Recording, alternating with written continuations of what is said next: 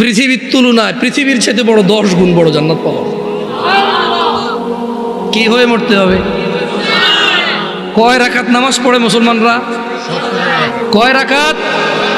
17 রাকাত। এতক্ষণ তো আমি বলছি না তোমাদেরকে যে অনেক অপরাধ হচ্ছে গুনাহ, নামাজ ছেড়ে দিলে হয়ে যায় কুফরি। এটা তো আমি বাংলাতে বলছি না। আসো এবার হাদিসের ভাষায় বলি, কেমন? মনোযোগ দিয়ে শোনো, দেখো তোমার কাজে আসে কিনা। আন জাবের রাদিয়াল্লাহু আনহু, সাহাবীর নাম কি? জোরে বলো, সাহাবীর নাম কি? জাবের। তো জাবের রাদিয়াল্লাহু আনহু বলছে যে সামি'তু নবী সাল্লাল্লাহু আলাইহি ওয়াসাল্লাম, জাবের রাদিয়াল্লাহু আনহু বলছে যে আমি আল্লাহর নবী সাল্লাল্লাহু আলাইহি ওয়াসাল্লামকে বলতে শুনেছি, ইন্না বাইনার রাজুলি ওয়া বাইনাশ শিরকি ওয়াল কুফরি তারকুস সালাহ। এই যে দেখছো, কথা কিন্তু চলে আসছে হাদিসে। আমি আমার বক্তব্য এখানে শেষ করে দিতে পারতেছি আলহামদুলিল্লাহ। কেন? কারণ আমি কথা বলতে আসছি তোমাদেরকে নামাজ নিয়ে। কি নিয়ে? নামাজ নিয়ে। আমি তোমাদেরকে বলে দিচ্ছি যে যদি নামাজ না পড়ে কুফরি হয়।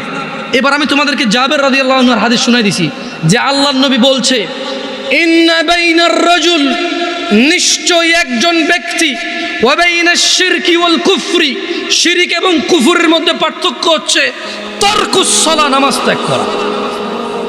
মানে একজন মানুষ মুশরিক না, কাফের না, 5 ওয়াক্ত নামাজি। একজন মানুষ নামাজ পরিপূর্ণভাবে ত্যাগ করেছে, সে কাফের ও মুশরিক।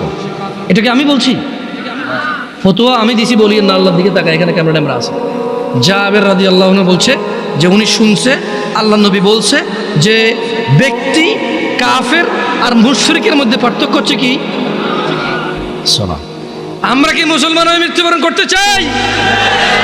দিনে কয় রাকাত নামাজ? ফজরে কয় রাকাত? জোহর, আসর, মাগরিব, ইশা, এগুলো ছাড়া কেউ মুসলমান থাকা সম্ভব? আমরা মুসলমান কিনা?